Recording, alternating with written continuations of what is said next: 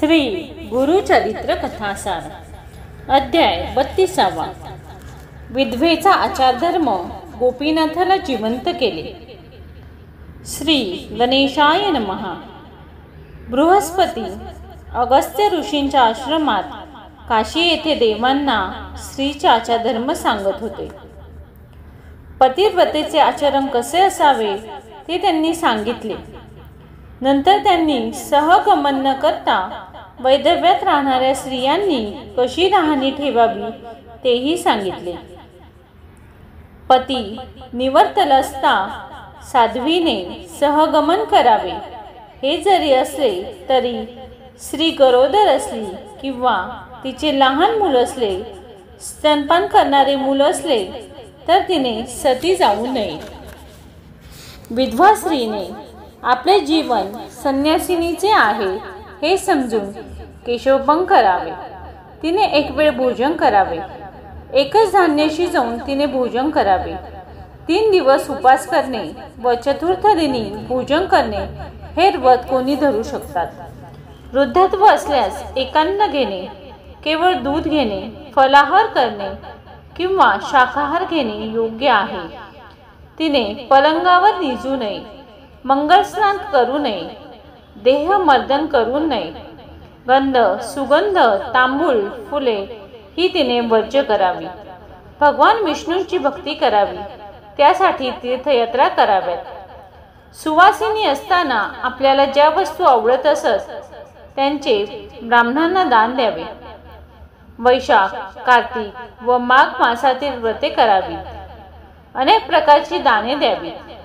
जलकुंभ, दीपाराधन, घृतदान, तिलदान, वैशाखात पानपोळी घालणे, शंकरावर अभिषेक करणे, ब्राह्मणांच्या घरी पाण्याचा पुरवठा करणे, छत्र पादत्राणे देणे, अतिथींचे पाय धुणे, भोजन देणे, कार्तिकात जव खावे, वांगी, मसूर, उडीद, सुरण, तेल, मध ही वर्ज्य करावी. द्विदल धान्य वर्ज्य करावी. पळसाच्या पानावर जेवावे. कांस्य पात्र वर्ज्य करावे. कांस्य पात्रात तूप दान द्यावे. भूमी शयन व्रत करून मंचक दान द्यावा. दूध दही दान द्यावे. ऐपत असेल तर धेनू दान करावी. निरनिराळी पक्वान्ने दान करावी. दीपदान फार श्रेष्ठ आहे, ते द्यावे. विष्णूंची शिवाची षोडोपचारे पूजा करावी. रुद्राभिषेक करावा. चोळी घालू नये. पांढरे वस्त्र नेसावे. पुत्र असेल तर पुत्राच्या आज्ञेत वागावे. व्रती विधवा पुण्य कृत्ये करून दिवंगत पतीला नरकापासून वाचवते. बृहस्पतींनी या प्रकारे अगस्त्य आश्रमात देवांना कथन केलेले स्त्री आचरण मुनींनी त्या स्त्रीला सांगितले आणि म्हटले, तुला दोन्ही मार्ग सांगितले. तुला जो मार्ग अनुसरावा असे वाटत असेल तो तू स्वीकार. दोन्हीतही पुण्य सारखेच आहे.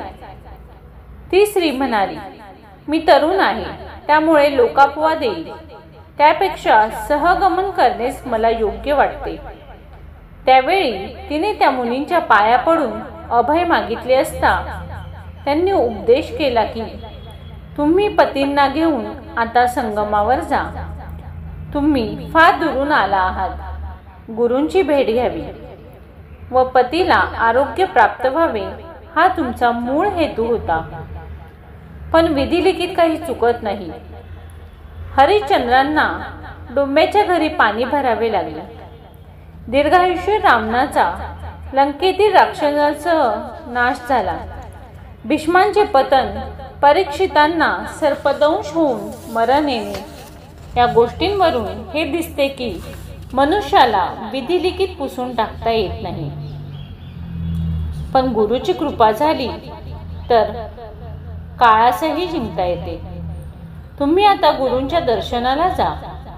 पतीला बरोबर घ्या. मी देतो ते भस्म व रुद्राक्षे पतीच्या देहावर सांगतो त्याप्रमाणे लावा व बांधा. गुरुदर्शनाला जाल तेव्हा रुद्रपठण करणाऱ्या ब्राह्मणांकडून अभिषेकाचे तीर्थ घ्या व प्रेतावर प्रोक्षण करा. सुवासिनींना वाणे द्यावी, ब्राह्मणांना दान द्यावे, मग तुम्ही गुरूंची आज्ञा घ्या व सहगमन करा, असे सांगून ते मुनी निघून गेले. नंतर त्या पतिव्रतेने चांगले विप्र बोलावले. पतीच्या प्रेताला प्रायश्चित्त दाखवले, योग्य ते संस्कार केले, स्वतः स्नान केले, पितांबर परिधान करून सर्व अलंकार धारण केले आणि हळदी कुंकू लावले. मग विप्रांनी प्रेत नीट बांधून गंगेजवळ नेले. ती पतिव्रता हातात अग्नी घेऊन प्रेताजवळ गेली. सतीला पाहण्यासाठी गावातील स्त्रियांचा मोठा समुदाय आला. त्या तिच्याबद्दल प्रशंसोद्गार काढू लागल्या आणि एवढ्या तरुणपणात ही सती जाते म्हणून हळहळू लागल्या. त्या स्त्रीने अग्निकुंड प्रदीप्त करवले, सुवासिनींना अनेक वाणे दिली, सौभाग्यवाणी दिली, सर्वांना वंदन केले. मी माहेरी जाते, मला निरोप द्या, असे म्हणून माझा पिता शंकर व माता गौरी आहे. मी पतीसह माहेरी जाते, मजवर लोप असू द्यावा, असे ती म्हणाली. तिच्या गावाहून सोबत म्हणून जे काही लोक आलेले आहे त्यांना ती म्हणाली, आपण आता परत जावे. सासू सासऱ्यांनी विचारले तर हा सारा प्रकार त्यांना सांगू नका, त्यांना फार दुःख होईल आणि ते प्राणही सोडतील. आम्ही भीमातीरी गुरु समीप खुशाल आहोत असेच सांगा. येथे गुरुदर्शन घेतल्यावर माझ्या पतीची प्रकृती सुधारली असे त्यांना सांगा. माझ्या माता पित्यांनाही तुम्ही असेच सांगा. असे सांगून ती अग्निकुंडाजवळ गेली. तोच तिला मुनींनी सांगितलेली सूचना आठवली. त्याप्रमाणे तिने पतीच्या कानावर व गळ्यात रुद्राक्ष बांधली. श्री गुरूंचे दर्शन घेण्यास त्या मुनींनी सांगितले होते म्हणून ती संगमावर त्यांच्या दर्शनासाठी निघाली. बरोबर अनेक लोकांचा समुदाय गेला. जाताना ती गुरूंची स्तुती आणि स्वतःची दुःखद कहाणी स्वगत रीतीने म्हणत गेली. जेव्हा ती लोकांसह संगम स्थानापर्यंत पोहोचली तेव्हा अश्वत्थ वृक्षाखाली श्री गुरु बसलेले तिला दिसले. तत्काळ तिने त्यांना वंदन केले. श्री गुरूंनी तिला आशीर्वाद दिला, अखंड सौभाग्यवती भव. तिने पुन्हा नमस्कार केला तेव्हा त्यांनी आणखी आशीर्वाद दिला, अष्टपुत्रा सौभाग्यवती भव. ते आशीर्वाद ऐकून लोक हसू लागले आणि गुरूंना म्हणाले, ते म्हणाले, ही साध्वी तिचा पती मरण पावला म्हणून सती जाण्यास निघाली आहे.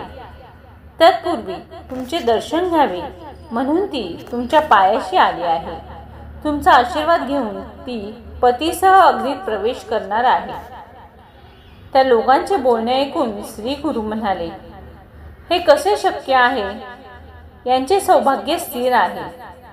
ते प्रेत माझ्याजवळ आणा पाहू. मी जे वाक्य बोललो, जो आशीर्वाद दिला तो खोटा होणार नाही. मनात संशय धरू नका. लोकांना आश्चर्य वाटले.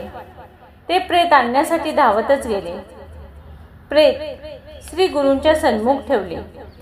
त्यांनी चरणतीर्थ लोकांना दिले व प्रेतावर प्रोक्षण करण्यास सांगितले.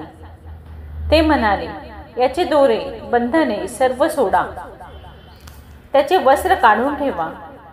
लोकांनी त्याप्रमाणे केले व तीर्थ प्रोक्षण केले. तेव्हा महाआश्चर्य घडून आले.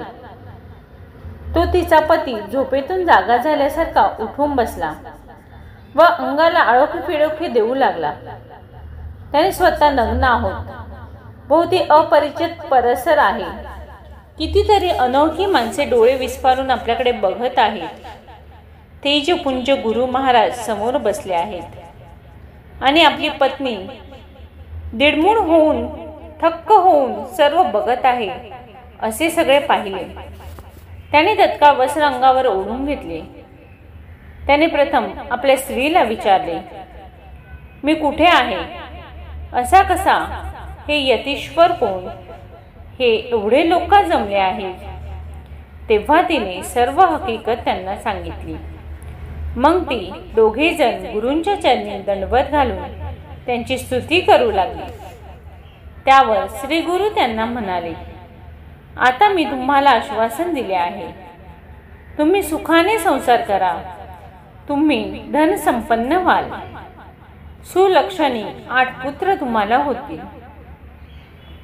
यावेळी स्त्री पुरुषांचा मोठा समुदाय तेथे जमला होता. त्या सर्वांना गुरूंचा जयजयकार करून आसमंत दुमदून टाकले. ते गुरूंची वारंवार स्तुती करू लागले. त्यांना निरांजनांनी आरती ओवाळू लागले. त्यातील एक विप्र मोठे शंखेखोर आणि चौकस होते. त्यांनी श्री गुरूंना म्हटले, स्वामी, वेद, शास्त्र, पुराणे सर्व सांगतात की विधिलिखित पुसून टाकता येत नाही. हा मनुष्य दिवसा मृत्यू पावला आहे. अपमृत्यू, अपघाती मृत्यू हा नाही. असे असून हा पुन्हा जिवंत कसा झाला? याचे रहस्य कळेल तर आमच्या मनाचे समाधान होईल. त्यावर श्री गुरूंनी हसून म्हटले, नीट सांगतो ते ऐका. या मनुष्याला जो पुढचा जन्म येणार आहे त्यातील काही वर्ष आयुष्य या जन्मी मिळावे असे मी ब्रह्मदेवांना व कर्मदेवतांना प्रार्थना करून मागितले आहे. 30 वर्ष अशा प्रकारे मागून घेतले आहे. त्यांचे उत्तर ऐकून सर्व लोक तटस्थच राहिले. विधिलिखित बदलण्याचे गुरूंचे सामर्थ्य पाहून लोक फारच आश्चर्य करू लागले. नंतर ते गुरूंना वारंवार वंदन करून गावात घरोघरी गेले. त्या दाम्पत्याने पुनश्च गुरुवंदना करून संगम तीर्थात स्नान केले व त्या दोघांनी गुरूंची पूजा केली. नंतर पुष्कळ द्रव्य खर्च करून त्यांनी तेथे दानधर्म केला. श्री गुरु त्या सायंकाळी मठात परत आले तरी पुष्कळ भक्त तेथेही जाऊन वारंवार गुरूंची स्तुती स्तोत्रे म्हणत आरती करत होते. सिद्ध नामधारकांना म्हणाले, आता पुढे मोठी रंजकता आहे ती ऐका. ते पुढील अध्यायात आपण पाहू. 32वा अध्याय समाप्त. धन्यवाद. व्हिडिओ आवडल्यास लाईक करा, सबस्क्राईब करा.